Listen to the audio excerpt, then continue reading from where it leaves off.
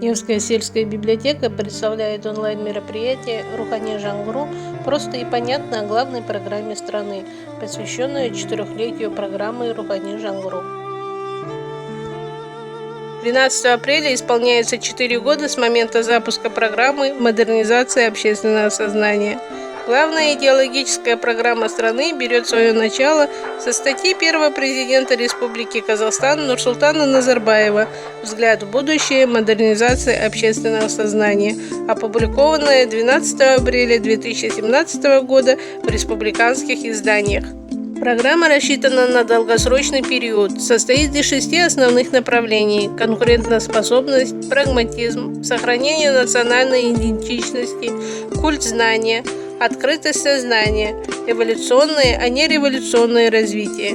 Все эти направления, по словам Ельбасы, способны сформировать сильную и здоровую нацию. Вместе с тем, в начале 2020 года с целью более эффективной реализации идеи Рухани Жаңғыру министр информации и общественного развития Республики Казахстан Даурен Абаев представил обновленный план развития программы, который включает в себя 3 ключевых направления: развитие личности, развитие нации и международное позиционирование, развитие государства, гражданского общества и местного сообщества. Стоит отметить, что данные ориентиры сгруппированы из 6 изначально заявленных Ельбасы направлений и призваны более системно подойти к реализации программы. В 2019 году был создан Казахстанский институт общественного развития Рухани Жаңғыру, который на сегодняшний день является главным оператором программы. С момента старта программы Рухани Жаңғыру было запущено 13 специальных проектов, среди которых 100 новых лиц Казахстана, сакральная география Казахстана, Туған жер, 100 новых учебников, казахстанская культура в современном мире, перевод казахского языка на латинскую графику. Данные спецпроекты реализуют центральные, государственные и местные исполнительные органы с большим вовлечением общества. Среди мероприятий и проектов особо значимыми стоит отметить международный этнофольклорный фестиваль Spirit of Astana, шествие золотого человека по музеям мира, празднование 175-летия Абая, 750-летия Золотой Орды.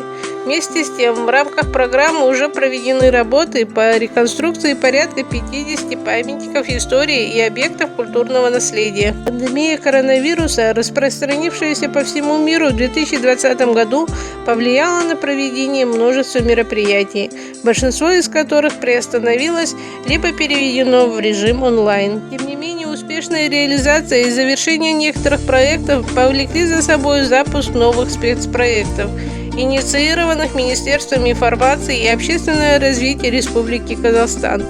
Еңбек елдің мұраты, құқықтық мәдениет, үнем қоғам қуаты, дәстүр мен ғұрып.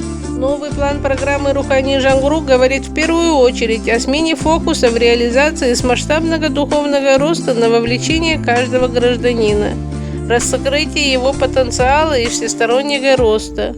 Об этом говорят новые проекты, направленные на трудолюбие граждан, развитие правовой грамотности, прагматизм и сохранение национального кода. В целом, модернизация общественного сознания является долгосрочным масштабным проектом, который отражает один из главных шагов Казахстана на пути к цели войти в 30-ку развитых стран мира.